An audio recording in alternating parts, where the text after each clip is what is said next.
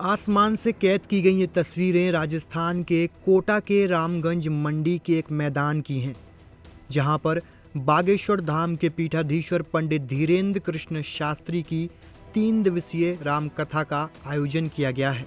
गौरतलब है कि पंडित धीरेन्द्र कृष्ण शास्त्री रामगंज मंडी में गौ माता महोत्सव श्री राम कथा करने के लिए पहुंचे हैं, जिसकी शुरुआत आज से हो चुकी है।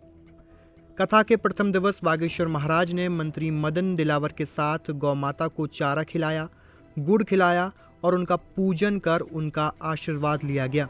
3 दिवसीय कथा के प्रथम दिवस पंडाल में भारी संख्या में जनमानस समूह देखने को मिला। ये तस्वीरें आसमान से ड्रोन के माध्यम से ली गई हैं और इन तस्वीरों को देखकर आप अंदाज़ा लगा सकते हैं कि इस कथा में कितनी तादाद में श्रद्धालु लगातार पहुंच रहे हैं। गौरतलब है कि 3 दिवसीय चलने वाली इस कथा में द्वितीय दिवस दिव्य दरबार लगाया जाना है, जिसको लेकर सुरक्षा व्यवस्था भी सुनिश्चित कर ली गई है। अंदाज़ा लगाया जा रहा है कि द्वितीय दिवस में दिव्य दरबार में लाखों की संख्या में श्रद्धालु पहुंच सकते हैं।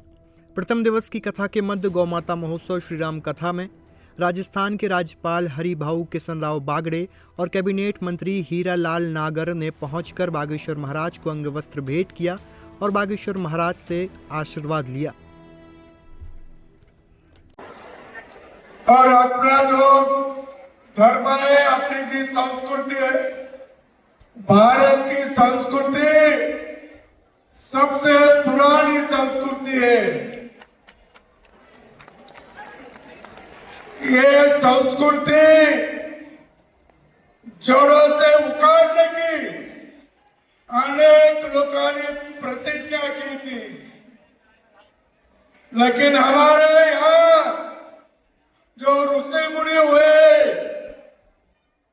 जो संत हुए, जो महात्मा हुए, उन्होंने अपनी संस्कृति जगाने का काम किया है। एक तरफ तलवारों से हमारा धर्म परिवर्तन और दूसरी ओर हमारे ऐसे साधु संत, महान संत धीरेन्द्र महाराज तरीके हर शतकों में, हर पीढ़ी में जो पैदा हुए, उन्होंने हमारी संस्कृति जगाने का काम किया।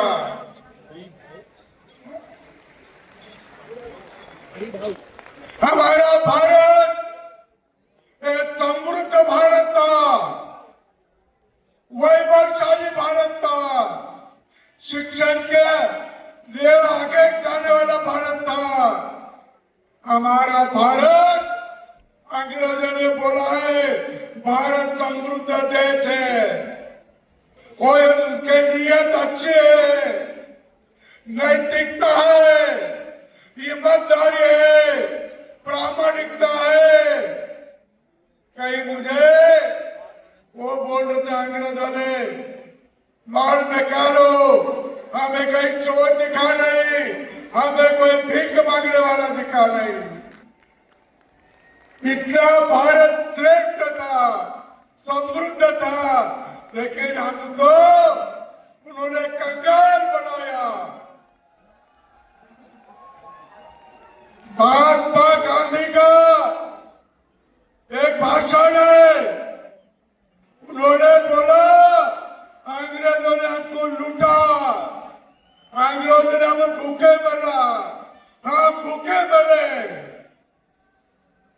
और ऐसी स्थिति उन्होंने कर की थी, तो भी हमारा भारत आज विश्व में आगे चल रहा है, विश्व में आगे जा रहा।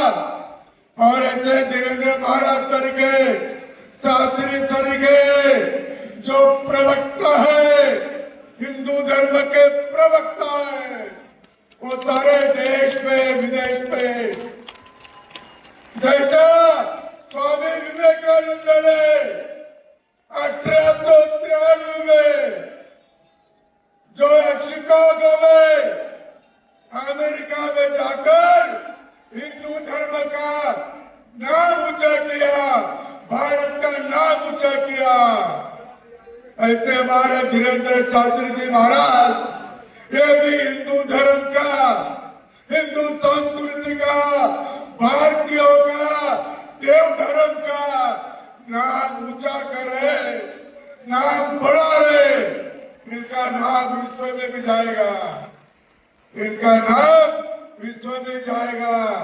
आप किसी को डरने की जरूरत नहीं। अरे हमारे मंदिर तोड़े, हमारे मूर्तियां फोड़ी, तो भी हमारी मूर्तियां, हमारी देवता, हमारी संस्कृति, हमारी भक्ति, हमारी श्रद्धा एक कायम रही। तो ये हमारी संस्कृति है, हमारा इतिहास है। अभी आप सब एक हो जाओ। अभी सब धर्म के लिए, अपने कानून के लिए, अपने देश के लिए, अपने संविधान के लिए सभी ने एक हो जाना। और एक हो गए तो आप अपने संगठित कर होना जरूर है। धीरे धीरे महाराज वही काम करे।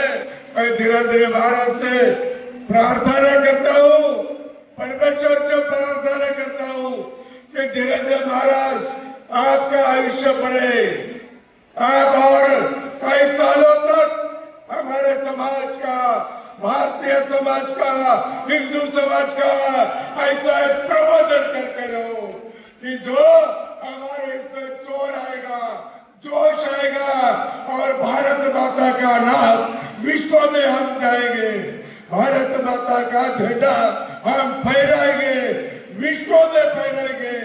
ये बात सोचकर आप सभी ने ये कार्यक्रम में आए। मैं राजस्थान की ओर से धीरे धीरे महाराज शास्त्री जी का बहुत बहुत धन्यवाद करता हूँ। और मुझे दिलावर जी ने आज मुझे यहाँ बुलाया, उन्होंने फोन किया मुझे। मैं कोटा में था, मैं जयपुर जाने वाला था, तो उन्होंने फोन किया कि आप शास्त्री जी के दर्शन को भी आओ। मैंने बोला दिलावर जी मैं आता हूँ, कोई परिस्थिति में आता हूँ। और मेरे साथ नागर भी आए, वो भी हमारा मंत्री है। और भारत सरकार और राजस्थान का सरकार ये गरीबों के लिए, शिक्षा के लिए बहुत कोशिश कर रहे। अपना राजस्थान भी आगे बढ़ना चाहिए, शिक्षा भी आगे होनी चाहिए। मैं आपसे निवेदन करता हूँ।